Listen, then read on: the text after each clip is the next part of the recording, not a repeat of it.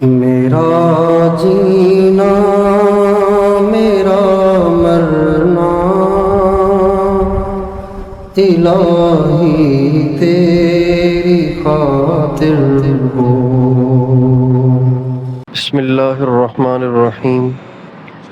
ان الحمد للہ نحمده ونستعینه ونستغفره من يهده اللہ فلا مضل له ومن يضلل فلا هادي له وأشهد أن لا إله إلا الله وحده لا شريك له وأشهد أن سيدنا ونبينا وحبيبنا وشفيعنا وقرة أعيننا محمدا عبده ورسوله صلى الله تبارك وتعالى عليه وعلى آله وأصحابه وأزواجه وذريته وبارك وسلم تسليما كثيرا أما بعد فأعوذ بالله من الشيطان الرجيم بسم الله الرحمن الرحيم وإنك لعلى خلق عظيم سبحان ربك رب العزة عما يصفون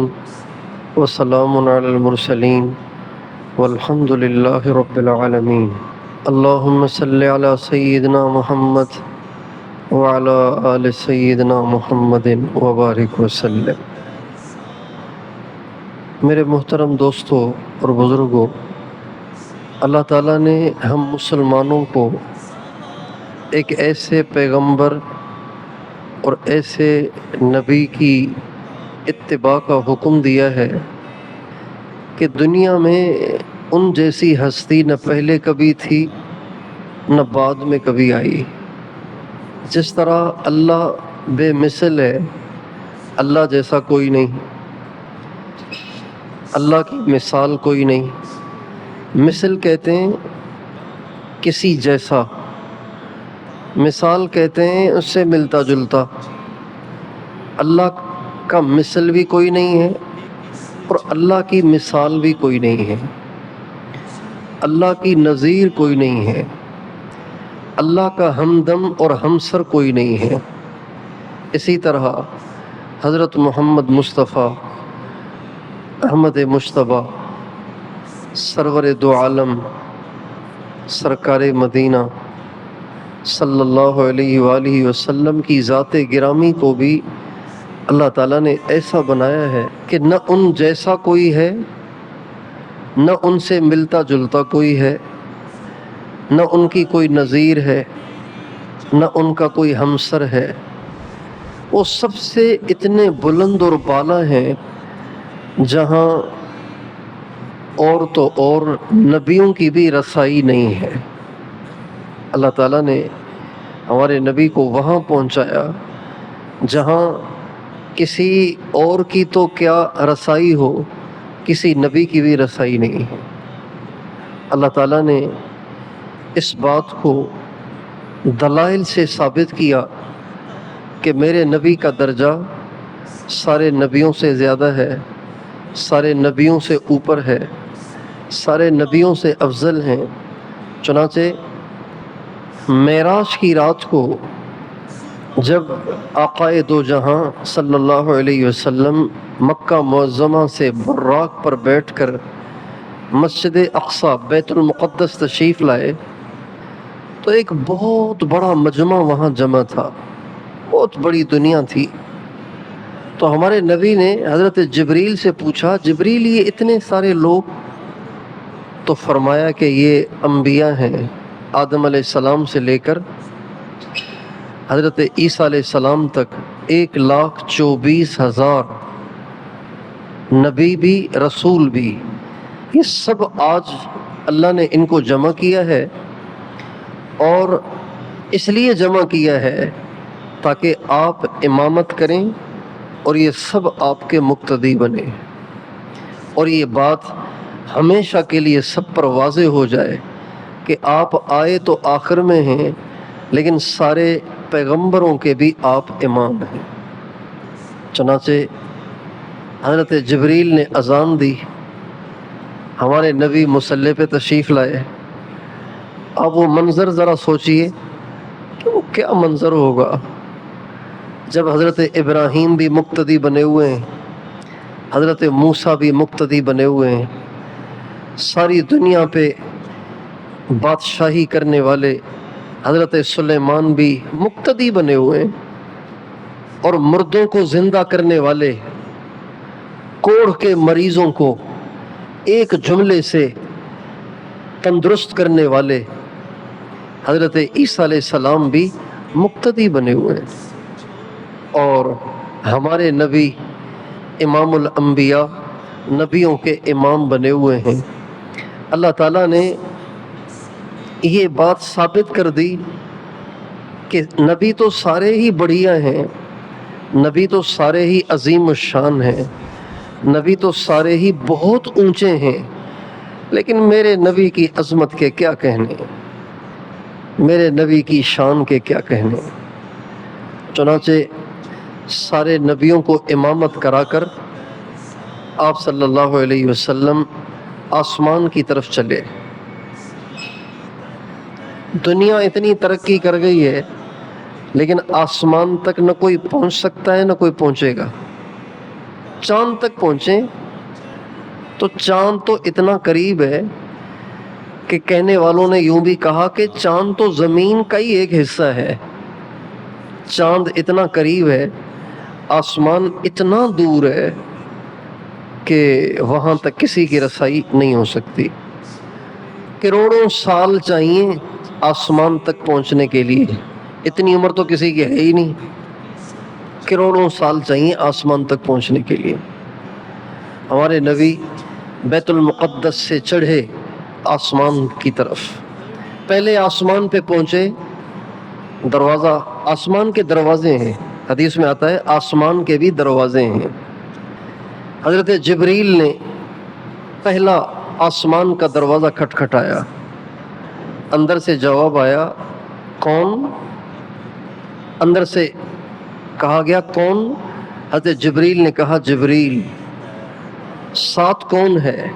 محمد ہے۔ دروازہ کھل گیا۔ جب ساتویں آسمان پر چڑھے، پہلے آسمان پہ چڑھے، تو حضرت آدم علیہ السلام سے ملاقات ہوئی۔ آپ فرماتے ہیں ایک لمبے قد کے آدمی مجھے ملے، جن کے بال گھنگریالے تھے اور چہرہ بہت خوبصورت تھا۔ حضرت جبریل نے فرمایا آگے بڑھ کے ان سے ملیں، یہ آپ کے بابا آدم ہیں۔ چنانچہ ہمارے نبی جب آگے بڑھے تو انہوں نے استقبال کیا، ان سے ملاقات ہوئی۔ پھر دوسرے آسمان پہ چڑھے، دروازہ کھٹکھٹایا، کہا گیا کون؟ کا جبریل۔ کا ساتھ کون؟ کا محمد۔ دروازہ کھلا۔ دوسرے آسمان پر حضرت عیسیٰ علیہ السلام اور حضرت یحییٰ علیہ السلام، یہ دونوں حضرات آپس میں خالہ زاد بھائی ہیں، خالہ زاد بھائی ہیں۔ ان دونوں سے ملاقات ہوئی دوسرے آسمان پہ۔ وہاں ان دونوں نے استقبال کیا، مرحباً بالاخ الصالح والنبی الصالح۔ پھر اس کے بعد آپ تیسرے آسمان پہ تشریف لے گئے۔ تیسرے آسمان کا دروازہ حضرت جبریل نے کھٹکھٹایا تو داروغے نے پوچھا کون؟ کا جبریل۔ کا ساتھ کون ہے؟ کا محمد۔ دروازہ کھول گیا۔ تیسرے آسمان پہ پہنچے تو حضرت یوسف علیہ السلام سے ملاقات ہوئی۔ آپ فرماتے ہیں یوسف علیہ السلام کی ہماری پہلی ملاقات تھی۔ جب میں نے یوسف علیہ السلام کو دیکھا تو وہ اتنے حسین تھے، ایسے لگا جیسے اللہ تعالیٰ نے جتنا بھی حسن پیدا کیا ہے، جتنی خوبصورتی پیدا کی ہے، اس میں سے آدھی اکیلے حضرت یوسف کو ملی ہے اور آدھی ساری دنیا میں تقسیم ہوئی ہے۔ ان سے ملاقات ہوئی، انہوں نے استقبال کیا۔ چوتھے آسمان پر حضرت ادریس سے ملاقات ہوئی، پانچویں پہ حضرت ہارون سے ملاقات ہوئی، چھٹے پہ حضرت موسیٰ علیہ السلام سے ملاقات ہوئی، اور ساتویں پہ جب پہنچے تو ایک بہت بڑا گھر تھا، جیسے بیت اللہ ہے، ایک بہت بڑا گھر تھا اور اس کا طواف چل رہا تھا، اور ایک بڑے میاں، خوبصورت داڑھی، بڑا چہرہ، ایک بڑے میاں وہاں اس اللہ کے گھر کو ٹیک لگا کے یوں بیٹھے ہوئے ہیں، یوں۔ پہلے جتنے نبیوں سے ملاقات ہوئی تو وہ کھڑے ہو جاتے تھے اور آگے بڑھ کے استقبال کرتے تھے، جب یہاں پہنچے تو یہ کھڑے نہیں ہوئے۔ تو ہمارے نبی نے پوچھا کہ جبریل یہ بڑے میاں کون ہیں؟ تو حضرت جبریل نے کہا یا رسول اللہ یہ آپ کے جد امجد حضرت ابراہیم ہیں، آپ ان کی اولاد ہیں، لہٰذا ان کے کھڑا ہونے سے پہلے آپ کھڑے ہو آگے بڑھ کر ان سے ملیں اور ان کی تعظیم کریں۔ چنانچہ نبی کریم صلی اللہ علیہ وسلم جب آگے بڑھ کر ان کے پاس گئے تو وہ کھڑے ہوئے اور انہوں نے کہا مرحبا بالابن الصالح والنبی الصالح، مرحبا میرا نیک بیٹا آ گیا اور نیک نبی آ گیا۔ حضرت ابراہیم علیہ السلام سے ملاقات ہوئی، وہاں سے آگے سدرۃ المنتہا تک پہنچے۔ جب سدرۃ المنتہا پہ پہنچے، سدرۃ المنتہا اس جگہ کو کہتے ہیں جہاں سے آگے مخلوق کا گزر نہیں ہے۔ منتہا کہتے ہیں اینڈ کو، اینڈ آخری کنارہ، اس کو کہتے ہیں منتہا عربی میں۔ تو اس کو سدرۃ المنتہا کہتے ہیں کہ اس کے آگے مخلوق میں سے کوئی نہیں جا سکتا، نہ کوئی فرشتہ، نہ کوئی نوری، نہ کوئی ناری، نہ کوئی خاکی، کوئی بھی نہیں جا سکتا۔ جب وہاں پہنچے تو حضرت جبریل علیہ السلام نے کہا یا رسول اللہ بس اب آگے ہم تو نہیں جا سکتے، ہمیں جانے کی اجازت نہیں ہے، اگر ہم تھوڑا سا بھی آگے بڑھ جائیں گے تو جل جائیں گے، اس لیے آپ خود تشریف لے جائیں۔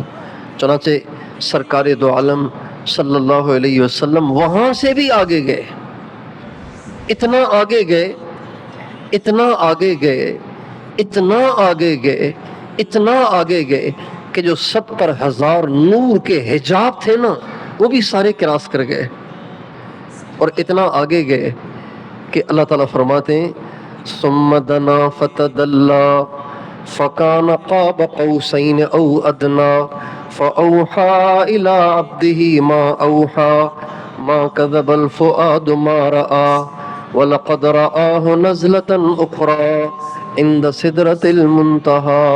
اللہ تعالیٰ فرماتے ہیں اس کے بعد میرے نبی اتنے قریب ہوئے، اتنے قریب ہوئے، اتنے قریب ہوئے کہ اللہ اور اس کے حبیب کے سارے فاصلے ہی ختم ہو گئے۔ اللہ تعالیٰ نے ہمارے نبی کو ایسی عظمتیں دی جو کسی نبی کے خواب و خیال میں بھی کبھی نہیں آئی۔ ایسے پیغمبر، ایسے نبی کی اتباع کا ہمیں حکم ہے، ہم سب کو حکم ہے ان کے پیچھے چلو، ان کے پیچھے چلو، ان کے نقش قدم پر چلو، ان سے 1 انچ بھی آگے اور پیچھے نہ ہو۔ اگر 1 انچ بھی ان سے آگے اور پیچھے ہو گئے تو ایک تو گمراہ ہو جاؤ گے اور دوسرا میری مدد سے محروم ہو جاؤ گے۔ اللہ تعالیٰ کی مدد سے محرومی ہو جاتی ہے جب انسان اپنے نبی کی کھینچی ہوئی لائن سے آگے پیچھے ہو جاتا ہے۔ ہمارے نبی نے اپنی زندگی کے ذریعے سے ایک لکیر کھینچی ہے، ایک لائن بنائی ہے، ایک سڑک بنائی ہے، ایک شاہراہ بنائی ہے، ساری امت کو اس پہ چلنا ہے، چاہے وہ غریب ہو، چاہے وہ امیر ہو، چاہے وہ ڈاکٹر ہو، چاہے وہ مریض ہو، چاہے وہ انجینئر ہو، چاہے وہ لیبر مزدور ہو، چاہے وہ حکمران ہو، چاہے وہ چپڑاسی ہو، چاہے وہ کسان ہو، چاہے وہ زمیندار ہو، اسی شاہراہ پہ اسے چلنا ہے، اس سے آگے پیچھے نہیں ہونا۔ جو آگے پیچھے ہو جائے گا ہلاکت کے گڑھے میں جا گرے گا، دنیا بھی خراب کرے گا، آخرت بھی خراب کرے گا۔ آج المیہ ہے کہ ہم جتنے مسلمان ہیں نا، ہم جتنے مسلمان ہیں، ابھی جو میں نے آپ سے بات کی ہے اس میں 2 پوائنٹس ہیں، 2 چیزیں ہیں۔ ایک یہ کہ ہمارے نبی کیسے ہیں، تھوڑا سا اس کا ٹچ دیا، ہلکی سی جھلک آ گئی۔ دوسرا پوائنٹ یہ ہے کہ اب ہمیں ان کی کھینچی ہوئی لائن پہ چلنا ہے، ان کے بنائے ہوئے راستے اور سڑک پہ چلنا ہے۔ یہ 2 باتیں ہو گئی۔ ہم سارے مسلمان پہلے والی بات کے قائل ہیں، دوسری والی بات کے بارے میں کہتے ہیں مشکل ہے۔ اور یہ نہیں ہو سکتا کہ ایک آدمی پہلی کا قائل ہو اور دوسری کا قائل نہ ہو. جو دوسری کا قائل نہیں ہے یہ دلیل ہے کہ وہ پہلی کو ابھی دل سے نہیں مانتا. ایک آدمی ایک ڈاکٹر کے پاس گیا, اس کو دیکھ کے بہت متاثر ہوا, کہنے لگا ایسا ڈاکٹر میں نے زندگی میں نہیں دیکھا. میں تو کراچی بھی گیا ہوں, لاہور بھی گیا ہوں, پشاور بھی گیا ہوں, میں تو فارن کنٹری سے بھی ہو کے آیا ہوں, میں نے بڑے بڑے ڈاکٹر دیکھے, ایسا ڈاکٹر میں نے نہیں دیکھا. انہوں نے ایک پرچی بنائی, اس پہ 2 دوائیاں لکھ کے دی. پرچی لے کے آیا, گھر والوں نے کہا دوائی کا دوائی نہیں ماننی اس کی, باقی ڈاکٹر ایسا کوئی نہیں ہے. ڈاکٹر ایسا کوئی نہیں تو آپ نے تو پھر ماننا ہی نہیں ان کو. جب آپ ان کی مان نہیں رہے تو اس کا مطلب یہی ہے کہ آپ نے ان کو ماننا ہی نہیں. ایسا درزی میں نے نہیں دیکھا بھائی, بڑا کمال کا درزی ہے لیکن کپڑے نہیں سلواؤں گا. ایسا اسکول میں نے نہیں دیکھا لیکن بچے نہیں ڈالوں گا. یہ درنگی ہے. آج ساری امت مسلمہ درنگی میں مبتلا ہے. ان کی زبان پر کچھ ہے اور ان کا عمل کچھ ہے. ان کی گفتار کچھ اور ہے, ان کا کردار کچھ اور ہے. اس لیے ہم ساری دنیا میں پریشان ہیں. اور اگر ناراض نہ ہوں تو یہ لفظ بھی استعمال کرنے میں جھجک نہیں ہے کہ اسی وجہ سے ساری دنیا میں ذلیل ہیں, پریشان ہیں, حالات کا شکار ہیں. آپ پوری دنیا کے حالات کو اٹھا کر دیکھ لیجئے, سب سے زیادہ برے حالات اسلامی ممالک کے ہیں. اب کس کی وجہ سے ہے یہ الگ عنوان ہے, کس کی وجہ سے ہے یہ الگ عنوان ہے. امریکہ, اسرائیل, فلاں فلاں فلاں فلاں, آپ کسی کو بھی قصوروار ٹھہرا لیجئے لیکن حقیقت میں قصوروار میں ہوں. اللہ تعالیٰ قرآن پاک میں فرماتے ہیں ایک قوم کے حالات بڑے اچھے تھے, ایک قوم کے حالات بڑے اچھے تھے, اچھے حالات کے بعد اچانک ان کے حالات بگڑنا شروع ہو گئے. محبتیں نفرتوں سے بدل گئیں, تونگری تنگی سے تبدیل ہو گئی, خوشیاں غموں سے تبدیل ہو گئی اور عجیب حالات ہو گئے. یہ ساری کہانی اللہ سنا کے آگے ایک اصولی بات فرماتے ہیں. آگے فرماتے ہیں ذالک بأن اللہ لم یک مغیرا نعمتا انعمها على قوم حتى یغیروا ما بانفسهم. اللہ یوں اس وقت کرتا ہے جب بندے اللہ کی نافرمانیاں کرتے ہیں. اللہ تعالیٰ کسی قوم کے حالات برے نہیں کرتا مگر اس وقت جب ان کے اعمال برے ہوں. سب سے زیادہ کرپشن ہمارے ملکوں میں, سب سے زیادہ انصاف کا فقدان ہمارے ملکوں میں. مظلوم چیخ چیخ کے مر جاتا ہے, اسے انصاف نہیں ملتا. جائز کام بغیر رشوت دیے نہیں ہوتا, اور ہلکی پھلکی بھی نہیں, بھاری بھرکم, اور پوری چین ہے, سب کو خوش کرنا پڑتا ہے. اور یہ وہ لوگ ہیں, اس چین میں وہ لوگ ہیں جو ربیع الاول میں میلاد مناتے ہیں, محرم میں امام حسین سے محبت کے دعوے دار ہیں. یہ وہ ہیں جو اپنے نبی کی عظمت کے قائل بھی ہیں, امام حسین کی عظمت اور حقانیت کے قائل بھی ہیں, لیکن عمل یہ ہے. اس لیے ہمارے حالات خراب ہیں.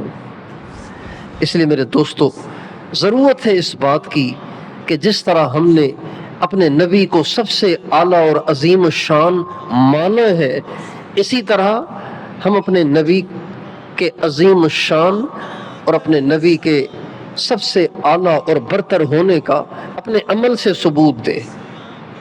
بھائی یہ آپ کہاں سے لائے, یہ والا اسٹائل کہاں سے لائے؟ بھائی نبی سے ملا ہے. بھائی دنیا کہاں جا رہی ہے آپ؟ بھائی ہم دنیا کے پیچھے نہیں, ہم تو ایک ہی کے پیچھے ہیں.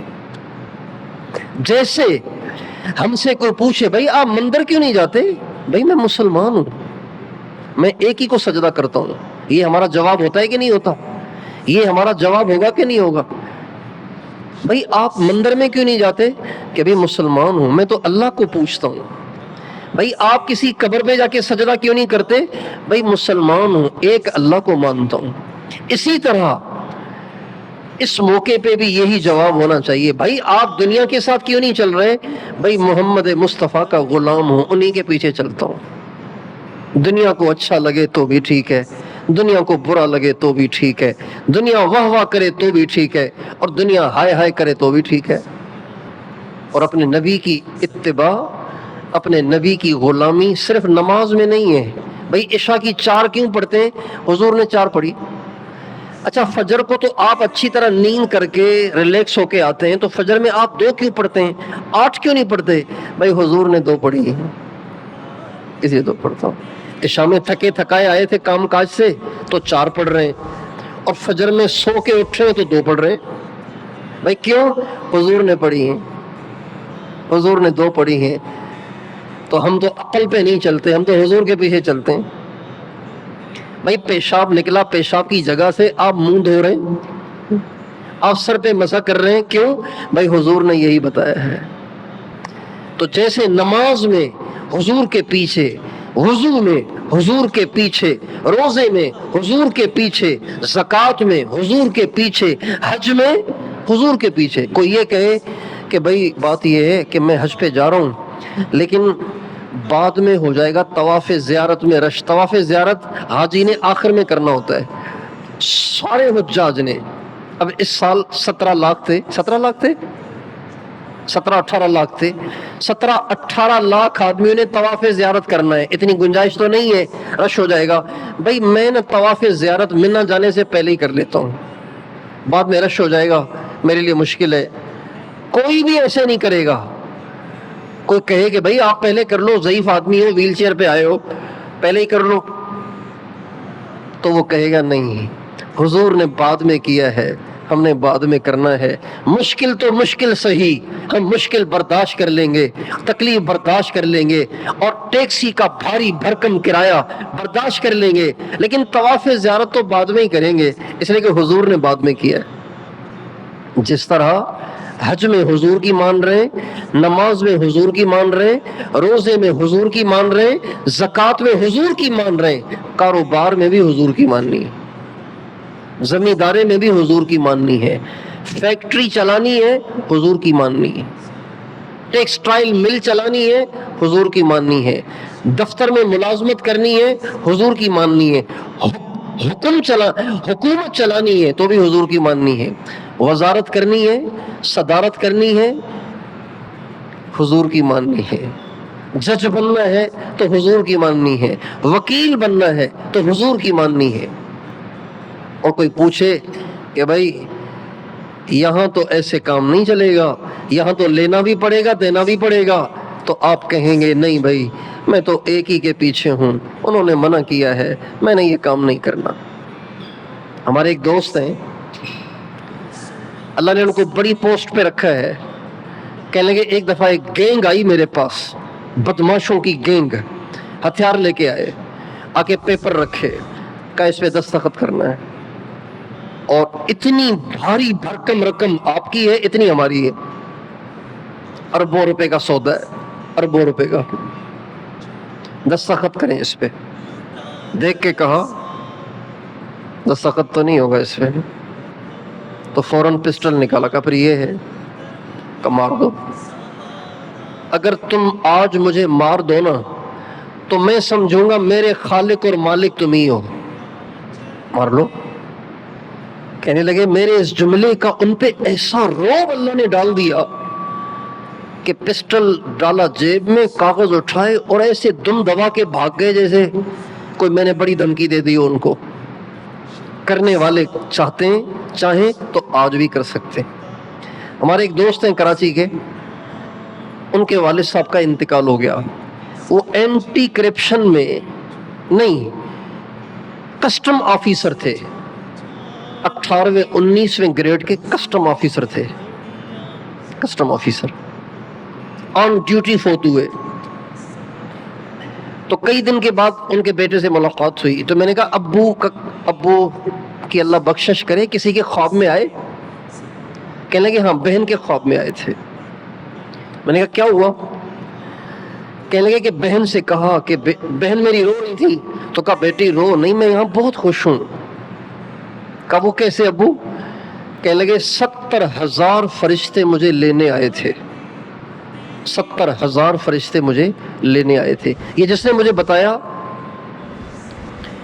وہ ان کا بیٹا، وہ انتہائی اللہ کا ولی ہے۔ آپ اس کا چہرہ دیکھیں گے آپ کہیں گے واقعی اللہ کا ولی ہے، جھوٹ نہیں بول سکتا، ورنہ میں یہاں بیٹھ کے یہ بات نہ کرتا۔ کہنے لگے 70,000 فرشتے مجھے لینے آئے تھے اور میری بہت عزت ہے یہاں پہ۔ میں نے پوچھا طلحہ، اس کا نام طلحہ ہے، میں نے کہا طلحہ آپ کے ابا کا کوئی خاص عمل؟ کہنے لگے اتنی بڑی پوسٹ اللہ نے ان کو دی تھی، کسٹم آفیسر، آپ خود ہی سمجھتے ہیں اس کے پاس کتنا پیسہ ہونا چاہیے۔ کہنے لگے آخری عمر تک منی بس میں جاتے تھے اور آتے تھے، وہ جو کراچی میں چلتی ہے نا چھوٹی بس، بیٹا تصویر نہ بناؤ، چھوٹی بس جو چلتی ہے نا کراچی میں، اس میں جاتے بھی اس میں آتے بھی اس میں۔ اور میں نے کہا پیچھے کیا چھوڑا؟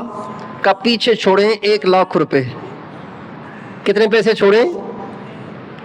اور کہنے لگے کہا کرتے تھے میرے بچوں اطمینان سے کھاؤ، تمہارے باپ نے کبھی 1 پیسہ بھی حرام نہیں کمایا، بس یہی ہے دال روٹی، اطمینان سے کھاؤ، مرغن نہیں ہے، سادہ ہے لیکن حلال ہے، شکر کرو۔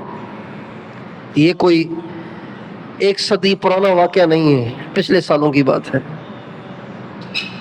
جس طرح کوئی ہم سے کہے کہ بھائی مسجد جاتے ہوئے مندر بھی راستے میں آتا ہے، یہاں بھی کبھی چکر لگا لیا کرو، تو ہم کہیں گے نہیں، عبادت ایک کی۔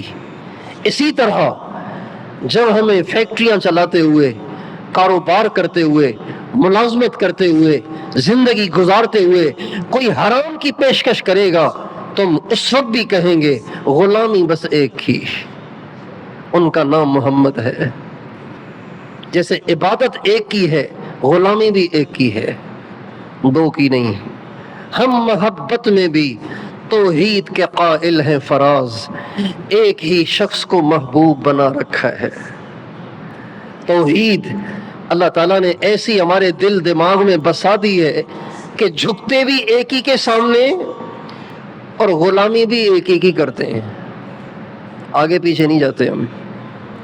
حضرت عمر رضی اللہ تعالیٰ عنہ کو یہودیوں کے ہاں سے تورات کے کچھ صحیفے مل گئے۔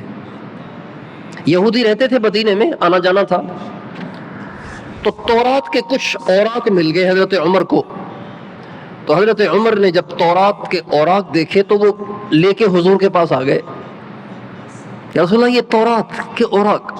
ہمارے نبی نے جب حضرت عمر کے ہاتھ میں تورات کے اوراق دیکھے تو ہمارے نبی کا چہرہ غصے سے سرخ ہو گیا، اور آپ نے فرمایا عمر والذی نفس محمد والذی بعثنی بالحق، اس ذات کی قسم جس نے مجھے حق دے کے بھیجا ہے، لو کان موسیٰ حیا لما وسعہ الا اتباعی، اے عمر تو میرے پاس اس کتاب کے اوراق لے کے آیا ہے جو حضرت موسیٰ پہ اتری تھی۔ یہ اوراق تو کیا، اگر خود حضرت موسیٰ بھی آج ہوتے تو وہ میرے پیچھے چلتے، ان کی نجات نہ ہوتی جب تک وہ میرے پیچھے نہ چلتے۔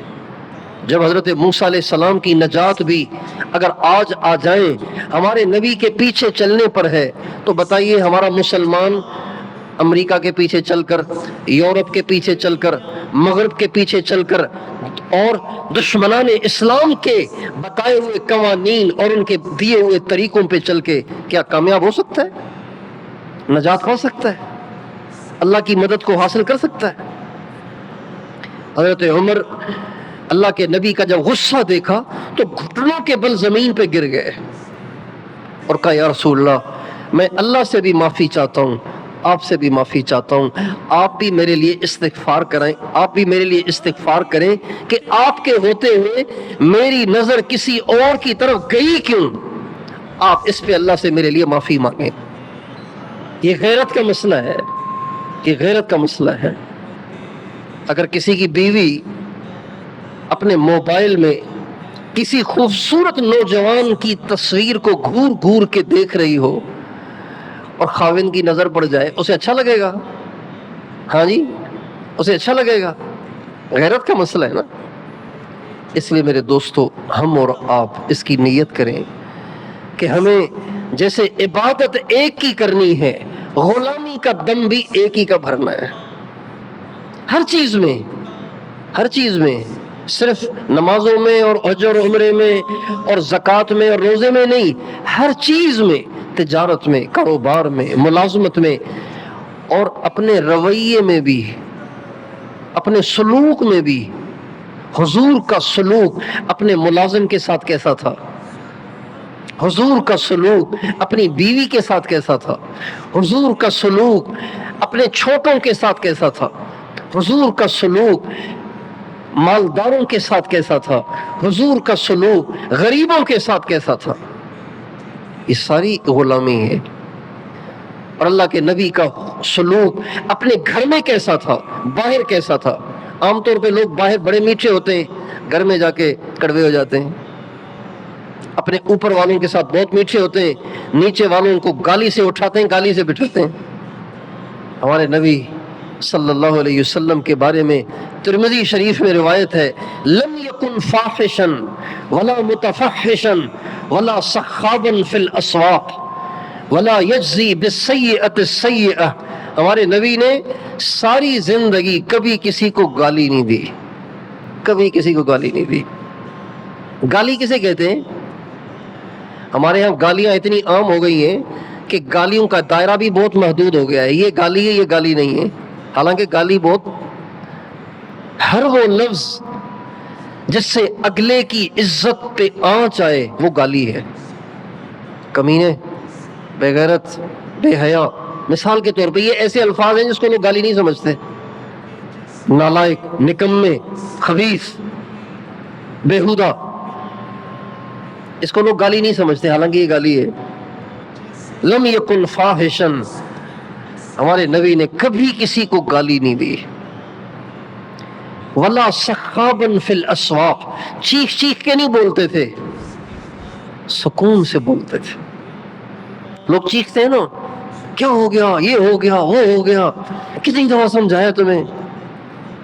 ولا سخابا، چیختے نہیں تھے، سکون سے۔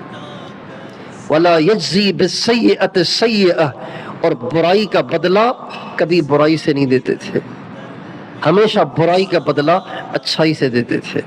جو توڑتا تھا اس سے جوڑتے تھے، جو محروم کرتا تھا اس کو دیتے تھے، جو زیادتی کرتا اس کو معاف کرتے تھے۔ یہ اخلاق کہاں ہے یار؟ نہ شہروں میں ہے، نہ دیہاتوں میں ہے، نہ پہاڑوں میں ہے، سہراؤں میں ہے، نہ بلوچستان میں ہے، نہ کے پی کے میں ہے، نہ پنجاب میں ہے، نہ سندھ میں ہے، پتہ نہیں کہاں چلے گئے اخلاق یہ۔ اور اگلی بات یہ کہ نہ دنیا داروں میں نہ دینداروں میں، پہلی نماز، پہلی صف کے نمازی بھی بدتمیزی نظر آتے ہیں۔ کبھی امام کو ڈانٹ رہے، کبھی مؤذن کو ڈانٹ رہے، کبھی خادم کو ڈانٹ رہے، بیوی کو ڈانٹ رہے۔ بیوی کی بے عزتی کو تو لوگ نیکی سمجھتے ہیں، بیوی کے ڈانٹنے کو، بیوی کی بے عزتی کو لوگ نیکی سمجھتے ہیں۔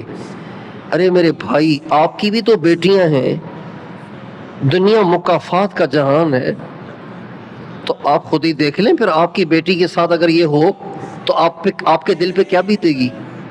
ایک آدمی نے بڑی زبردست بات کی، ایسے ہی بات چل رہی تھی، میں نے کہا کتنا عرصہ ہو گیا شادی کو؟ اتنا۔ کتنے بچے؟ اتنے بچے۔ میں نے کہا گھر میں سب خیریت ہے؟ ٹھیک ہے۔ کہاں اللہ کا شکر ہے۔ کہا ایک بات بتاؤں؟ میں نے کہا جی۔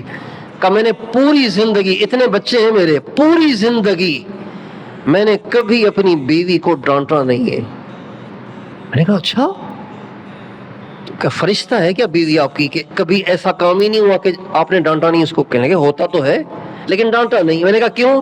کہنے لگے صرف اس امید پر کہ جب میری بیٹی کسی کے گھر جائے تو اسے کوئی نہ ڈانٹے، اس لیے کہ دنیا مکافات کا جہان ہے، یہاں جو کیا جاتا ہے وہ بھرا جاتا ہے، جیسی کرنی ویسی بھرنی۔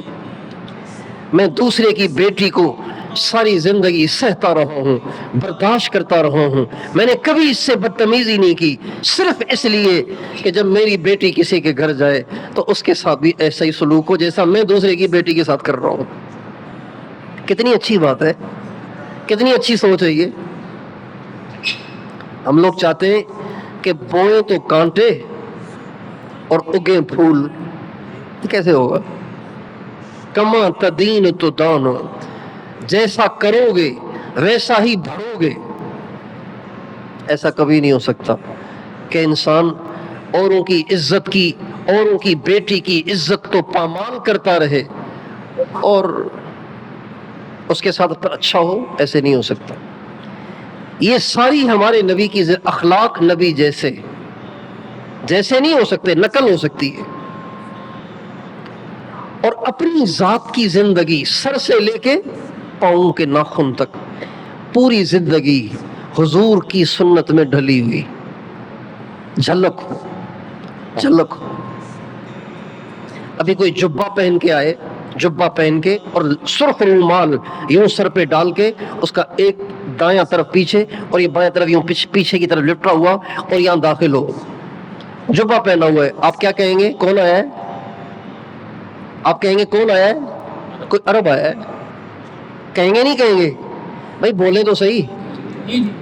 جبہ پہن کے آیا ہے، سفید جبہ لمبا اور سرخ رومال سر پر ہے اور اس کے دونوں کنارے پیچھے کی طرف لپٹے ہوئے یوں جیسے عرب کرتے ہیں، اور داخل ہوا.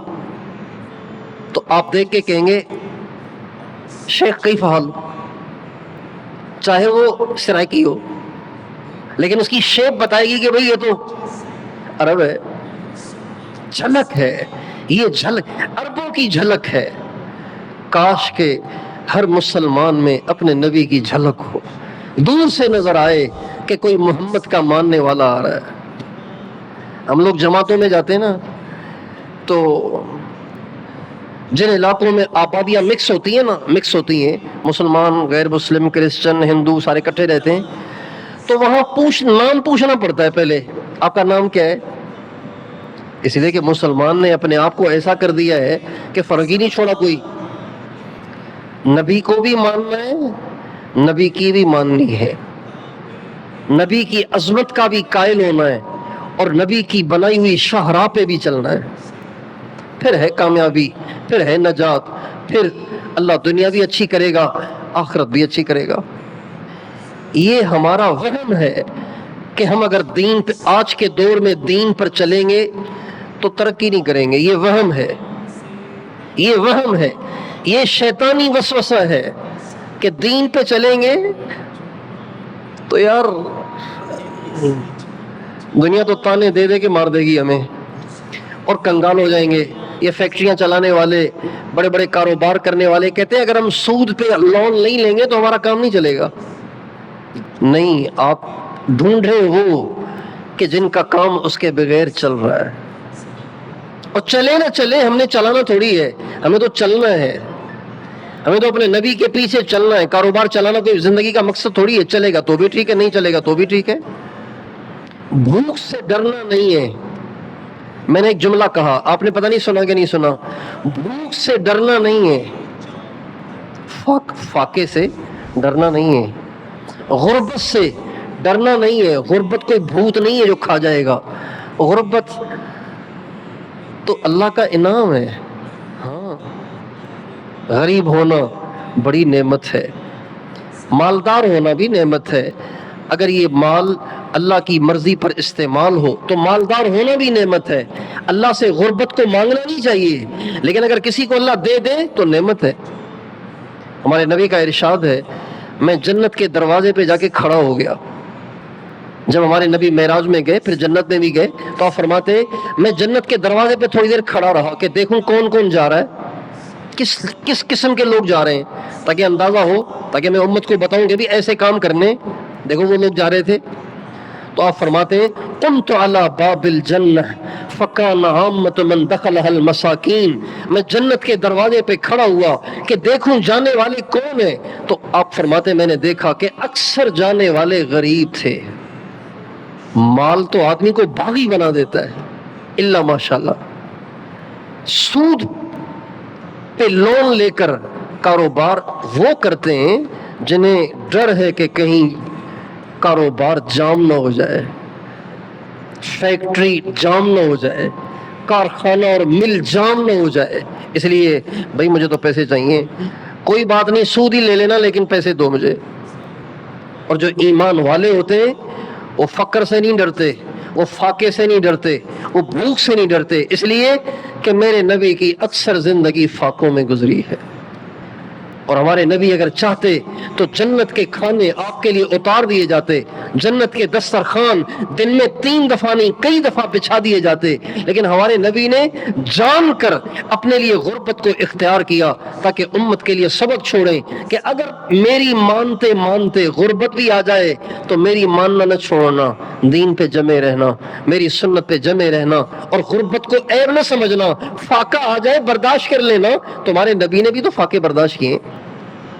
آپ کی سب سے پیاری بیٹی حضرت فاطمہ ایک دفعہ آپ کے پاس تشریف لائیں, کوئی چیز لپیٹ کے لے آئی تھیں, آ کے حضور کو پیش کیا. حضور نے دیکھا تو وہ روٹی تھی, ایک روٹی. فاطمہ یہ کیا؟ کہ ابو آج میرے گھر میں کئی دن کے بعد روٹی پکی تھی تو میرے دل نے نہ مانا کہ میں آپ کے بغیر کھا لوں, اس لیے آپ کو دینے آئی ہوں, پہلے آپ کھائیں تاکہ میں بھی جا کے کھاؤں اور اپنے بچوں کو کھلاؤں. آپ علیہ السلام نے اس روٹی میں سے ایک لقمہ توڑا اور منہ میں ڈالا اور فرمایا, فاطمہ ھذا اول طعام اکلہ ابوک منذ 3 ایام, میری بیٹی فاطمہ آج یہ پہلا لقمہ ہے جو تیرے باپ کے پیٹ میں 3 دن کے بعد داخل ہوا ہے. کتنے دن کے بعد؟ کتنے دن کے بعد؟ میں کھانا 11 بجے کھاتا ہوں, اپنا کھانا 11 بجے کھاتا ہوں. آج میں نے نہیں کھایا, مجھے بولنے میں دشواری ہو رہی ہے, ابھی بولنے میں دشواری ہو رہی ہے, اس لیے بیٹھتے ہی میں نے پیٹ پہ ہاتھ رکھا. آپ نے دیکھا ہوگا کتنے گھنٹے گزرے ہیں, 11 سے لے کے 3 بج رہے ہیں, 4 گھنٹے ہوئے, 4.25 گھنٹے, 4 گھنٹے کھانا مؤخر ہوا ہے, بولنے میں دشواری ہو رہی ہے. 3 دن پہلا لقمہ. کیوں؟ جس نبی کی دعا سے لوگ ارب پتی ہو گئے, جس نبی کی دعا سے لا علاج مریض تندرست ہو گئے, جس نبی کی دعا سے انگلیوں میں سے پانی پھوٹا اور 30,000 آدمیوں نے خود بھی پیا اور 10,000 جانوروں نے بھی پیا اور مشکیزیں بھی بھر لیے, اور یہ سارا پانی نکلا انگلیوں سے. تو وہ نبی اپنے لیے 2 روٹی اللہ سے نہیں مانگ سکتا؟ اپنی بیٹی کے لیے, اپنے نواسوں اور آنکھ کے تاروں امام حسن اور امام حسین کے لیے اللہ سے 2 روٹی نہیں لے سکتا یار؟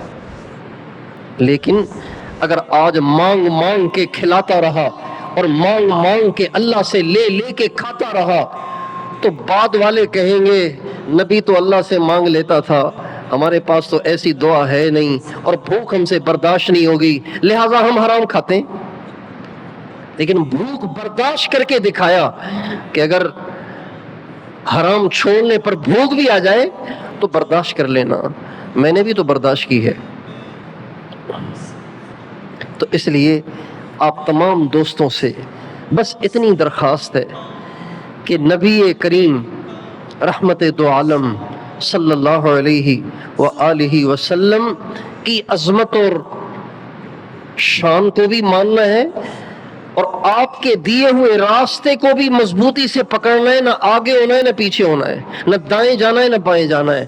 اور ہر چیز میں, عبادات میں بھی, معاملات میں بھی, معاشرت میں بھی, اپنی ذاتی زندگی میں بھی, سر سے لے کے پاؤں تک ہر بات کو الگ الگ کہنے کی ضرورت نہیں. آپ سمجھتے ہیں کہ اللہ کے نبی کا شیپ کیا تھا, اللہ کے نبی کا ایمیج کیا تھا, اللہ کے نبی کا ظاہر کیا تھا, اللہ کے نبی کا حلیہ کیسا تھا, اللہ کے نبی کی شکل و صورت کیسی تھی, اللہ کے نبی کا لباس کیسا تھا, اللہ کے نبی کا اٹھنا بیٹھنا کیسا تھا, ہر مسلمان جانتا ہے. میں ایک چھوٹا سا قصہ سنا کے اپنی بات کو ختم کر رہا ہوں.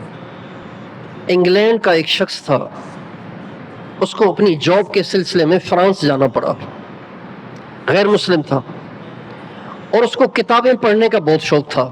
آج کل تو موبائل آ گیا ہے, اس موبائل نے قرآن بھی چھین لیا ہم سے, کتابیں بھی چھین لی ہم سے, بیوی کو بھی ٹائم دینا چھوڑ دیا ہم نے, بچوں کو بھی ٹائم دینا چھوڑ دیا ہم نے، رشتہ داروں سے بھی ملنا جلنا بیٹھنا بات کرنا، یہ ساری چیزیں ختم ہی ہو گئیں، بلکہ اب تو سکون سے کھانا کھانے سے بھی محروم ہو گئے۔ ادھر واٹس ایپ کے میسیجز سنے جا رہے ہیں، پوسٹیں چیک کی جا رہی ہیں، اور ادھر کھانا چل رہا ہے۔ حالانکہ میڈیکل پوائنٹ آف ویو سے یہ چیز بہت مضر ہے۔ انسان کا کھانا جو ہضم ہوتا ہے، اس میں اس کی سوچ کا بڑا دخل ہے۔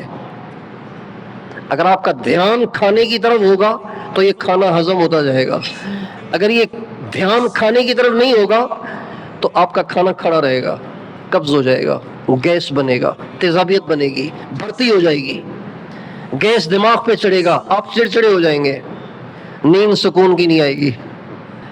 تو اس کم بخت موبائل نے، لوگ اس کے فوائد گناتے ہوئے تھکتے ہی نہیں ہیں، نقصان نہیں سناتے اس کے۔ اب دیکھیں، میں نے آپ کو چند نقصان سنائے، یہ کتنے بڑے بڑے نقصانات ہیں۔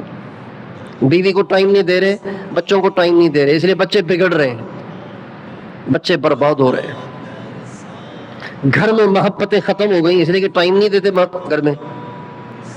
اپنے نبی کی سیرت کو پڑھنا، قرآن مجید کی تلاوت کرنا، اپنے نبی کے اہل بیت کی سیرت کو پڑھنا، اپنے نبی کے صحابہ کی سیرت کو پڑھنا، اللہ والوں کے واقعات کو پڑھنا، آخرت کے بارے میں ہمارے نبی کے ارشادات کو پڑھنا، ٹائم ہی نہیں ہے اس کا۔ اتنے ہم مصروف ہو گئے ہیں اس موبائل میں، اکیلا واٹس ایپ اس کو گھنٹوں چاہیے، یوٹیوب کو الگ چاہیے ٹائم، فیس بک کو الگ چاہیے ٹائم، انسٹاگرام کو الگ چاہیے ٹائم۔ ایک ایک فیس بک پہ پتہ نہیں کتنے کتنے گروپس ہیں، ہر گروپ پہ ہر ایری غیری چیز آتی ہے، وہ ساری چیزیں ہم نے پڑھنی بھی ہوتی ہیں، دیکھنی بھی ہوتی ہیں، پھر کسی کو اسٹار کرنا ہوتا ہے، کسی کو لائک کرنا ہوتا ہے، اور ٹائم ضائع کر دیا اس نے۔ تو اس شخص کو، انجینئر تھا، اس کو کتابیں پڑھنے کا بڑا شوق تھا، جہاں بھی جاتا وہاں کی لائبریری ڈھونڈتا۔ پہلے لائبریریاں ہوتی تھیں، ہمارے حیدرآباد میں بھی ہوتی تھیں، آس پاس ہوتی تھیں لائبریریاں، لوگ فارغ اوقات آ کے وہاں بیٹھتے تھے، کرسی لگی ہوتی تھی، ٹیبل لگا ہوتا تھا، پنکھے لگے ہوتے تھے، کتاب پڑھتے تھے آ کے۔ سمجھدار لوگ اپنا فارغ ٹائم لائبریریوں میں لگاتے تھے، آ کے کتابیں پڑھتے تھے۔ تو اس کو شوق تھا کتابیں پڑھنے کا۔ فرانس پہنچا، پوچھا کوئی لائبریری ہے یہاں پہ، بتایا گیا کہ ہاں فلاں جگہ ہے، چلا گیا وہاں پہ۔ اب یہ جو الماریاں بھری ہوئی ہیں کتابوں سے، اس میں چیک کرتا رہا کون سی کتاب کون سی کتاب کون سی کتاب۔ اللہ جب کسی کو ہدایت دیتا ہے تو اس کے راستے خود بناتا ہے۔ ڈھونڈتے ڈھونڈتے ڈھونڈتے ایک کتاب پہ نظر پڑی، دا لائف آف محمد۔ کیا مطلب اس کا؟ کوئی خاص بات ہوگی اس میں۔ کتاب نکال لی اور پڑھنا شروع کر دی۔ محمد صلی اللہ علیہ وسلم کی زندگی پڑھنا شروع کی۔ ایسی دلچسپ کتاب تھی کہ پڑھتا ہی چلا گیا، پڑھتا ہی چلا گیا، پڑھتا ہی چلا گیا، پڑھتا ہی چلا گیا، ساری کتاب پڑھ ڈالی۔ کتاب کے پڑھنے کے بعد اس کے جو کمنٹس تھے وہ یہ تھے، اس کے تاثرات یہ تھے کہ یہ زندگی اپنانی چاہیے، یہ پڑھنے کی نہیں اپنانے کی ہے۔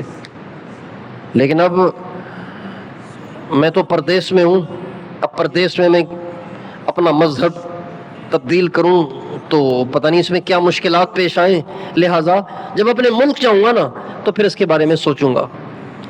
جب اس کا اپنے ملک واپس آنا ہوا تو جس ایریا میں وہ رہتا تھا اس میں اس نے معلومات کی کہ کوئی ان کے ماننے والے لوگ ہیں یہاں پہ، ان کے ماننے والے، محمد صلی اللہ علیہ وآلہ وسلم کے ماننے والے۔ ان کا بھی یہاں پہ تو کوئی، وہ علاقہ ہی ایسا تھا جہاں مسلمان نہیں تھے، اور اگر تھے بھی تو وہ نکمے تھے کہ ان کی زندگی میں اور کتاب والی زندگی میں زمین آسمان کا فرق تھا۔ تو کہتے ہیں جب میں نے یہ حال دیکھا تو میں مایوس ہو گیا، اور میرے دل نے یہ فیصلہ کیا کہ یہ جو زندگی ہے نا، یہ اس کا مطلب ہے قابل عمل نہیں ہے، یہ اس شخص کی کوئی کرامت ہے کہ یہ اس نے زندگی گزاری ہے، لیکن اس کا کوئی نمونہ ہے ہی نہیں یہاں پہ، اس کا مطلب ہے قابل عمل نہیں ہے۔ کچھ چیزیں ہوتی ہیں تھیوری، کچھ ہوتی ہے پریکٹیکل، یہ تھیوری ہے۔ چنانچہ طبیعت مایوس ہو گئی۔ اللہ کی شان، یہ شخص کچھ عرصے کے بعد بیمار ہوا، اس کو ہاسپٹل لے جایا گیا، بے ہوش تھا۔ ہاسپٹل میں اچانک اس کو ہوش آیا، اور ہوش آتے ہی ڈاکٹر سے کہا کوئی یہاں اسلام کا ماننے والا ہے؟ کوئی یہاں اسلام کا ماننے والا ہے؟ تو ڈاکٹر نے کہا ہے، کہ اس کو بلاؤ۔ اس ڈاکٹر کا تعلق تھا یورپ کے جو تبلیغ کے امیر تھے حافظ پٹیل صاحب، ان سے۔ ان کو انہوں نے کال کی، کہا فوری طور پہ تشریف لائیں، اہم کیس ہے۔ وہ فوراً گاڑی میں بیٹھ کے آ گئے۔ ان کا یہ شخص پوچھ رہا ہے کہ کوئی مسلمان ہے؟ تو کہا ہاں کیا ہوا؟ کہنے لگے آپ مجھے پلیز اپنے دین میں داخل کریں مجھے۔ کہا کوئی خاص بات پیش آئی ہے؟ کہا بہت اہم بات پیش آئی۔ کہا کیا؟ کہا میں یوں انجینئر تھا، فرانس گیا ہوا تھا، کتابیں پڑھنے کا شوق تھا، کتاب پڑھی، متاثر ہوا، میں نے کہا اپنے ملک جا کے میں اپناؤں گا، لیکن مجھے کوئی ایسا ملا ہی نہیں مسلمان کہ جس کے اندر یہ زندگی ہو۔ تو میں نے کہا یہ تو پھر قابل عمل نہیں ہے۔ ابھی میں بے ہوش تھا تو مجھے اس کتاب والے کی زیارت ہوئی، اور کہا جس کی تم نے کتاب پڑھی ہے محمد وہ میں ہوں، ابھی تیرے مرنے کا وقت قریب ہے، تو ابھی ابھی میرے دین میں داخل ہو کر جنت کا حقدار بن، ورنہ تو ہمیشہ دوزخ میں جلے گا۔ پھر فرمایا تو میری امت کو دیکھ کے میرے دین سے مایوس ہو گیا ہے، میری امت بگڑ گئی ہے، لیکن میری زندگی میں تو کوئی عیب نہیں ہے۔ کیا تمہیں میری زندگی میں کوئی عیب نظر آتا ہے؟ اگر میرے والے مجھے نہیں مان رہے تو اس میں میرا تو قصور نہیں ہے نا، میری زندگی میں تمہیں کوئی عیب نظر نہیں آ رہا، لہٰذا میرے دین کو قبول کر اور ابھی دین میں داخل ہو، ورنہ ہمیشہ دوزخ میں جلو گے۔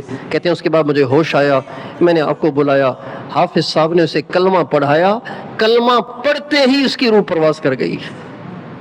اب آپ بتائیے ہم مسلمان لوگوں کے دین کے قریب ہونے کا ذریعہ ہیں، دور ہونے کا ذریعہ ہیں؟ کیا رکاوٹ ہے اپنے نبی کی غلامی کو اپنانے میں؟ لاپرواہی ہے اور کچھ بھی نہیں۔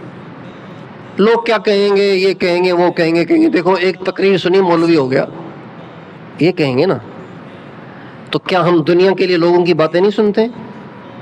صرف حضور کے لیے باتیں برداشت نہیں ہوں گی۔ جب ہم اپنی بچیوں کے رشتے کرتے ہیں ساری دنیا خوش ہوتی ہے، ہم اپنے بچوں کے رشتے کرتے ہیں ساری دنیا خوش ہوتی ہے، ہم کاروبار کرتے ہیں، کیا ہمارے کاروبار سے ساری دنیا خوش ہے؟ ہم حج میں جاتے ہیں ساری دنیا خوش ہوتی ہے، ہم عمرے میں جاتے ہیں ساری دنیا خوش ہوتی ہے، ہم جو گھر میں کھاتے ہیں نا لوگ اس پہ بھی خوش نہیں ہیں۔ تو لوگوں کو خوش کرنے کے لیے اپنے نبی کے طریقے کو چھوڑنا، اپنے نبی کی زندگی کو چھوڑنا کتنی بڑی حماقت اور ناسمجھی ہے۔ اس لیے آپ جتنے دوست بیٹھے ہوئے ہیں آج یہاں سے یہ پکا عزم کر کے جائیں اور یہ نیت کر لیں کہ سر سے لے کے پاؤں تک میں نے اپنے پورے وجود کو حضور کے طریقے میں مزین کرنا ہے، اور اپنی زندگی کا کوئی کام اپنے نبی کے طریقے سے ہٹ کے نہیں کرنا۔ یہ نیت کر لیں۔ کون کون نیت کرتے ہیں؟ یہ اللہ تعالی ہم سب کو توفیق دے۔ زندگی بہت تھوڑی ہے، جو لوگ میری نظروں کے سامنے ہیں ان میں سے کم از کم آدھوں کی آدھی یا آدھی سے زیادہ گزر گئی ہے، اور جو کچھ نوجوان بیٹھے ہوئے ہیں تو ان کی بھی بہت ساری گزر گئی ہے۔ مجھے ایک دوست نے بڑی عجیب بات کہی، ملتان کے ہمارے دوست ہیں، کہنے لگے کہ آج کل آخرت کی بڑی یاد رہتی ہے اور ہر وقت آخرت کی فکر رہتی ہے۔ میں نے کہا وہ کیسے؟ کہنے لگے میں اس زاویے سے سوچتا ہوں اگر میری عمر میری امی جتنی ہوئی تو باقی 20 سال رہ گئے، اگر ابو جتنی تو باقی 15 سال رہ گئے، باقی 12 سال رہ گئے۔ اس طرح سے سوچتا ہوں، اگر میری عمر میری امی جتنی ہے تو پھر باقی 20 سال رہ گئے، اور اگر ابو جتنی ہے تو باقی 12 سال رہ گئے، تو 12 سال ہیں باقی۔ اس کے بعد پھر میں نے مٹی میں مل کے مٹی ہو جانا ہے۔ اجل نے نہ کسرا ہی چھوڑا نہ دارا، اسی سے سکندر سا فاتح بھی ہارا۔ ہر ایک لے کے کیا کیا نہ حسرت سے دھارا، پڑا رہ گیا سب یوں ہی ٹھاٹھ سارا۔ جگہ جی لگانے کی دنیا نہیں ہے، یہ عبرت کی جا ہے، تماشا نہیں ہے. یہ تماشا نہیں ہے، یہاں تماشا کرنے نہیں آئے، یہاں عبرت پکڑنے کے لیے آئے. یہی تجھ کو دھن ہے رہوں سب سے اعلیٰ. یہی دھن ہے نا، سب سے آگے، سب سے آگے، سب سے آگے، ایک نمبر. یہی تجھ کو دھن ہے رہوں سب سے اعلیٰ، ہو زینت نرالی ہو فیشن نرالا. جیا کرتا ہے کیا یوں ہی مرنے والا. مرنے والے ایسے جیتے ہیں جیسے تو جی رہا ہے. جس بچے کا ایگزام صبح ہو اور وہ رات کو 2 بجے بھی بیٹھا فیس بک پہ فلم دیکھ رہا ہو، تو اس کے ماں باپ اسے کہیں گے کہ نہیں کہیں گے کمبخت تیری صبح تیرا پیپر ہے اور تو ابھی تک بیٹھ کے فلمیں دیکھ رہا ہے. سندھ میں تو ہو سکتا ہے، پنجاب میں نہیں ہو سکتا. سندھ میں تو ہو سکتا ہے کہ صبح پیپر اور 2 بجے فلم دیکھ رہا ہو، کیونکہ یہاں تو ویسے ہی نقل کرنی ہے. یہی تجھ کو دھن ہے رہوں سب سے اعلیٰ، ہو زینت نرالی ہو فیشن نرالا. جیا کرتا ہے کیا یوں ہی مرنے والا. ایسے جیتے ہیں مرنے والے. تجھے حسن ظاہر نے دھوکے میں ڈالا. گوری چمڑی کو دیکھ کے دیوانے ہو رہے ہیں. ہماری 99% نوجوان نسل اس کا فیس بک نے، یوٹیوب نے اور سوشل میڈیا نے بیڑا غرق کر دیا ہے. جیسے ہیرون کو ہیرون کا نشہ لگ گیا ہے نا، ان کو خوبصورت چہرے دیکھنے کا چسکا لگ گیا ہے بس.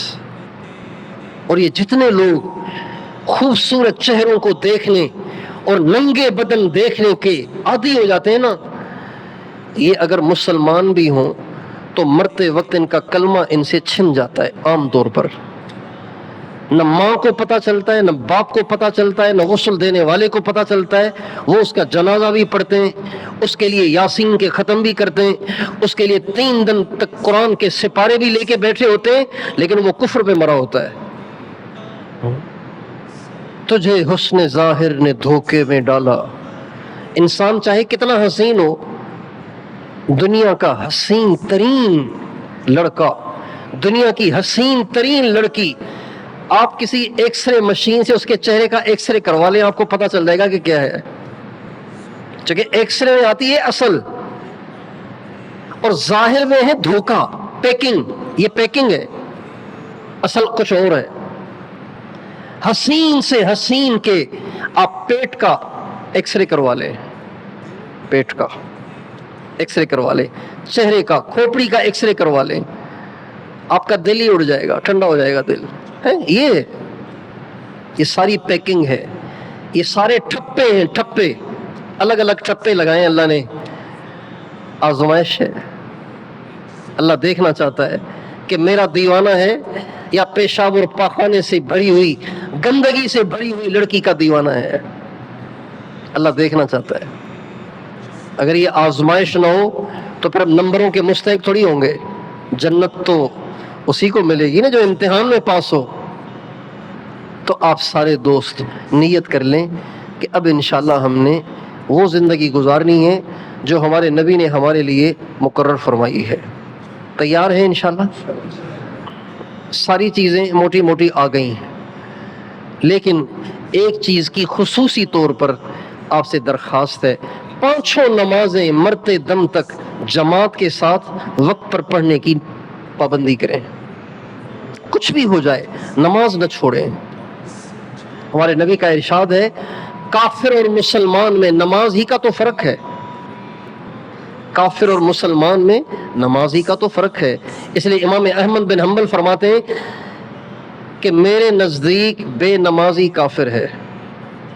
امام احمد بن حنبل کے نزدیک بے نمازی کافر ہے.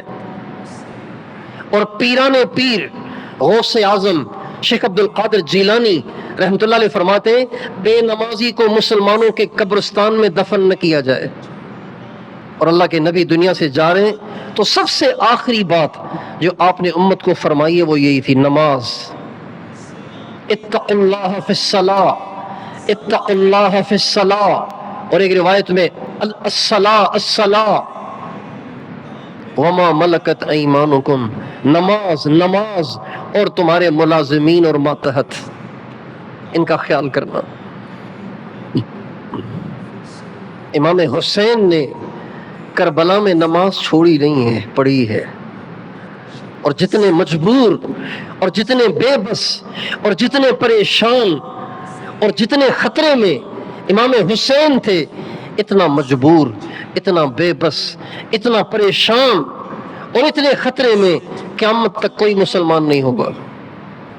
اور اتنا قیمتی خون قیامت تک کسی مسلمان کا نہیں ہو سکتا جتنا قیمتی خون ان کا تھا.